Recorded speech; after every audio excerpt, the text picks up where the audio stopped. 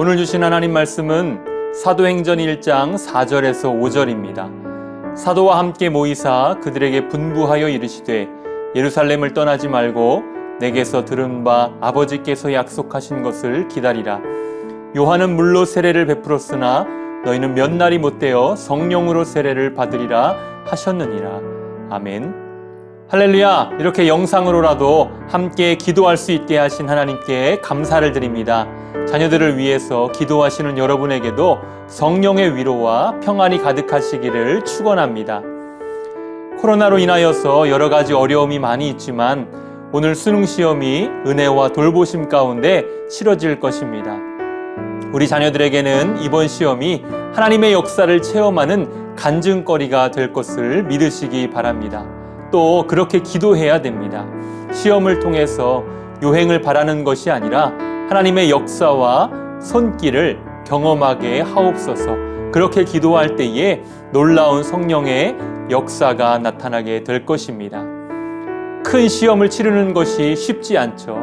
하지만 분명 자기 자신에게 플러스 요인이 많을 것입니다. 고3을 보내는 동안 자신의 진로와 또 앞으로의 인생에 대해서도 많이 고민하며 기도했을 것입니다. 이 수능이라는 시험이 없었다면 어쩌면 하지 않았을 행동들이죠. 이처럼 시험은 우리를 어렵게 하고 힘들게 하지만 시험을 통해서 얻는 유익이 크다는 사실을 믿으시기 바랍니다. 그래서 시험을 당할 때 기뻐해야 하는 것이죠. 야고보서 1장 2절에 내 형제들아 너희가 여러 가지 시험을 당하거든 온전히 기쁘게 여기라 말씀하였습니다. 물론 여기서 말하는 시험은 하나님의 테스트를 말하죠. 하지만 오늘 치르는 수능 시험도 분명 하나님의 테스트적인 측면이 많이 있습니다. 그래서 온전히 기쁘게 여겨야 합니다. 이 시간 자녀들을 위해서 기도하시겠지만 무엇보다 기쁨과 감사로 기도하시길 바랍니다. 건강하게 자라게 하신 것, 또 공부하게 하신 것, 꿈을 갖게 하신 것 생각해보면 다 하나님의 은혜고 감사거리이며 간증입니다. 사람은 누구나 한계를 지닌 연약한 존재이죠. 다 잘하는 것 같은 사람도 나름대로의 연약함을 지니고 있습니다. 이에 무엇인가 의지할 대상을 찾아서 살아가죠. 그것이 연약함을 지닌 인간의 본성입니다. 어떤 사람은 돈을, 어떤 사람은 명예를, 어떤 사람은 권력과 지위를 의지합니다. 그렇다면 여러분은 어떤 힘을 구하며 의지하십니까? 이 시간 우리가 구해야 할 것은 세상의 힘이 아닙니다. 세상의 눈으로 보면 돈과 권력과 명예와 지위, 그것을 가진 사람이 잘 사는 것 같고 천하를 호령하는 것 같지만 결코 그렇지 않습니다. 우리가 구해야 할 진짜 힘은 바로 성령입니다. 오늘 본문을 보면 아버지께서 약속하신 것을 기다리라. 너희는 몇 날이 못되어 성령으로 세례를 받으리라 하셨습니다. 세월이 바뀌어도 시간이 흘러도 변하지 않는 힘이 바로 성령의 힘입니다. 따라서 우리는 다른 어떤 힘을 구하기 전에 하나님이 약속하신 성령을 기다리며 구해야 합니다. 이 시간 성령 충만을 구하시는 여러분이 되시기를 간절히 축원합니다. 여러분, 여러분의 힘으로 기도하지 마십시오.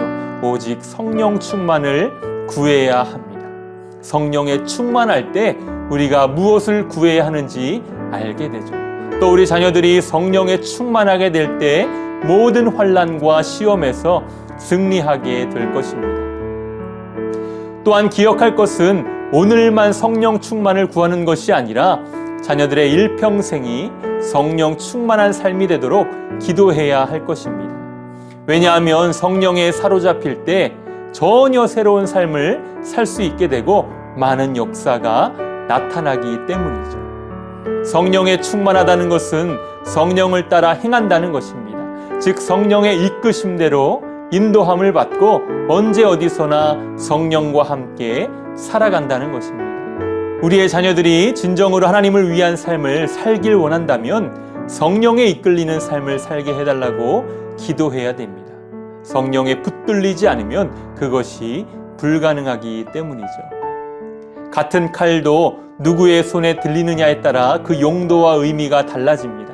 주방장의 손에 들리면 요리하는 칼이 되고 강도의 손이 들리면 사람을 해치는 흉기가 됩니다. 그래서 옛 선조들은 사람도 누구와 함께 하느냐에 따라 도둑이 되기도 하고 재상이 되기도 한다라고 말하였습니다. 추수를 마친 후 들판에 있는 지푸라기라도 누구의 손에 잡히느냐에 따라 그 용도가 달라지죠. 새의 부리에 붙들리게 되면 생명을 따뜻하게 안아주는 보금자리를 만드는 데 사용되기도 하지만 농부에게 붙들리면 다음의 농사일을 위해 귀하게 쓰일 새끼줄이 되기도 합니다. 우리의 인생도 마찬가지입니다. 무엇에 사로잡히고 무엇에 붙들리냐에 따라 달라지는 법이죠. 성령에 사로잡힐 때에, 성령에 붙들릴 때에 성령의 역사가 나타나는 것입니다. 세상은 강한 사람을 요구하지만 하나님은 연약한 사람을 들어 쓰십니다. 연약하기 때문에 성령에 의지하게 되고 성령에 의지할 때 하나님의 역사가 나타나기 때문이죠. 여러분 모두 오늘 기도하며 성령 충만의 중요성을 경험해 보시길 원합니다. 하나님을 의뢰하는 법을 배워가는 시간이 되었으면 합니다. 내가 할 수 있다는 교만함이 아니라 날마다 하나님을 의뢰하고 모든 일에 하나님의 뜻을 물으며 기도하는 여러분이 되시기를 소망합니다. 기도하겠습니다. 이제 큰 시험이 시작되었습니다. 성령의 이끄심대로 오늘 하루 보내게 하여 주옵소서. 특히 시험을 치르는 모든 자녀들에게 지혜의 영을 더하여 주옵소서. 살아계신 하나님을 믿고 의지하여 시험을 보게 하셔서 하나님이 함께 하셨다는 간증의 날이 되게 하여 주옵소서. 오늘 시험만을 위해서 기도하지 않길 원합니다. 우리의 자녀들이 일평생 하나님께 붙들린 바가 되어서 하나님께 쓰임받게 하옵소서. 자녀들의 꿈과 소망, 비전 모두가 주님의 것임을 알게 하셔서 온전히 하나님께 인생을 내어드리는 헌신의 삶이 되게 하옵소서. 최선을 다할 수 있는 힘을 허락하여 주시고 그 최선 위에 역사하시는 은총을 체험하게 하시며 지혜와 지식의 하나님이 총명으로 함께 하심을 체험하게 하옵소서. 시험에 임할 때 그동안 공부했던 것들이 잘 생각나게 하시고 주어진 문제를 잘 이해할 수 있게 하시며 그 문제에 적절한 해답이 생각나게 하옵소서. 그리스도의 평안이 자녀들을 온전히 주장하시어 평안한 마음으로 오늘 하루 승리케 하옵소서.